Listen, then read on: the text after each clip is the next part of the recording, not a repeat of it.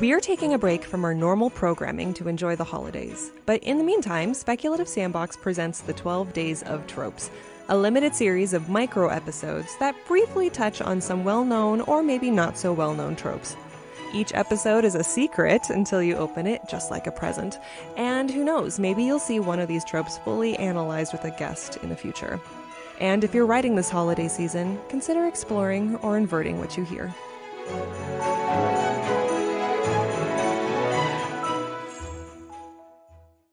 When we compare our modern life with those that lived hundreds of years ago, particularly in developed countries, the average quality of life has generally improved throughout history. Our life expectancy is longer, and we have amenities within reach that our medieval forefathers could only dream of, like sanitation and sewer. While we still have much to improve, such as our trash and carbon emission problems, socioeconomic disparities, and social inequalities, there is a general hope that things could, or hopefully should, improve with time.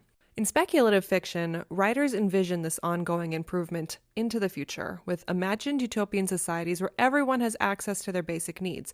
But, of course, let's not stop there.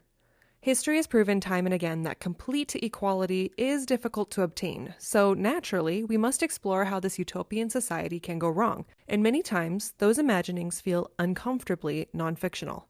For example, what if the ruling class hoarded the best goods for themselves and left the rest of us in the Dark Ages? Whether due to racism, obstructive social policies, or greed, a high-class elite lives in luxury while the rest of us scrape by in poverty with no sign of a middle class between them. Society has the means to provide for everyone, but fails to do so. Then there's the idea of urban segregation and a layered metropolis, where the rich soak in the warmth of the sun while the poor hide in the shadows below, like in the movie Metropolis. In some cases, the elite race may live on a floating city, while the rest scavenge for food on a desolate earth, just like in the movie Elysium. The Netflix show Arcane is one such example, where the poor live beneath the rich. In this kind of setting, the protagonists are typically members of that lower class, striving to correct the imbalance. There may be friends in the elite class who sympathize with their struggle, and in that case they are defectors of the current order. The poor are criminalized by the rich, especially when their attempts to social justice leads to revolution. Here's a quote from the Cyberpunk Red book. "Your cyberpunk game should have staggering contrasts. In the glittering citadels of the rich, there should be fine food, expensive vices, and beautiful scenery. On the street, things should be cold, hungry, and desperate. There's no middle ground between the haves and have-nots. It's all or nothing." So what happens when you have this extreme speculative stratification? We end up with extreme viewpoints against either class.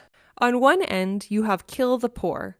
The poor become sacrificial lambs, like in Attack on Titan, when the government sends hundreds of thousands of refugees to be devoured by titans so they'd have less mouths to feed. In the horror franchise The Purge, the homeless and perceived leeches of society are the primary targets. And of course, the entire premise to Squid Game, where people in debt are compelled to compete in a death game. In contrast, you have the eat the rich viewpoint.